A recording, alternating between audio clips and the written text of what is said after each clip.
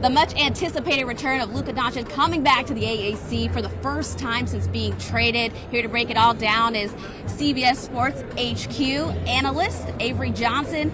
This is really a historic moment I think we're witnessing in the sports world, but it's not like he needed a lot to come in motivated. Avery, last night being ejected into the fourth quarter, do you feel like he's going to have a little bit even bigger chip on his shoulder coming into tonight's game? Yeah, absolutely. You know, I've been traded before when I've played for different teams, and when I've gone back, I'm looking at the teams like, why did you trade me? I should still be on your team. So I'm sure Luka's going to come in fired up.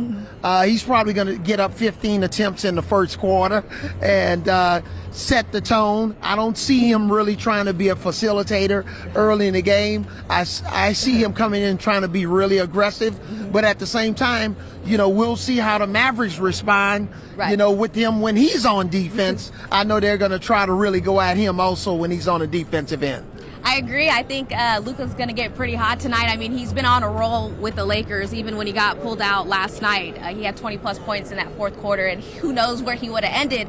But coming in tonight's game, not only are we paying attention to what's on the court, we got to talk about the fans. This is going to be a game where the fans on the opposing side are probably going to be cheering for their opponent.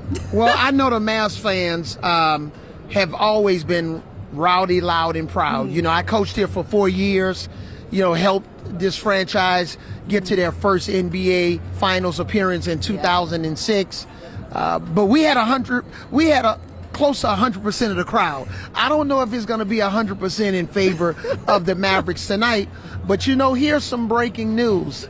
I believe that the Mavericks are gonna win this game tonight. Okay. I think they're gonna be rested and ready, independent of what type of performance or show that Luka and LeBron puts on tonight. I like that you're coming out with that positivity, and I have to say it was kind of a shocker that the Lakers put out their big three last night. A lot of, you know, big reports thought they were going to kind of rest them because they have 2 games that they have to come out and win. So was that a surprise to you, and do you think, like you said, the Mavs might have the upper hand a little bit being well rested, if you will? No, the Lakers were going to play their big three, including Austin Reeves, because they're trying to secure that third spot, and they don't want to be in the play-in.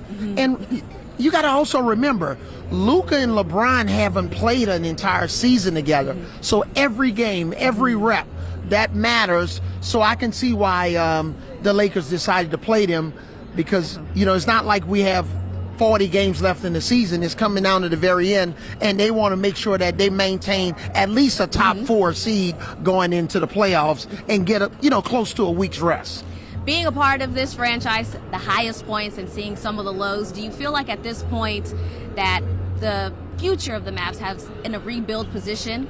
Or do you feel like once they get healthier, that there is an upside to what this trade has come to? Yeah, the health is the great neutralizer in injury. So right now, Kyrie Irving's out with an ACL. You got to see how long that's going to take him to recover.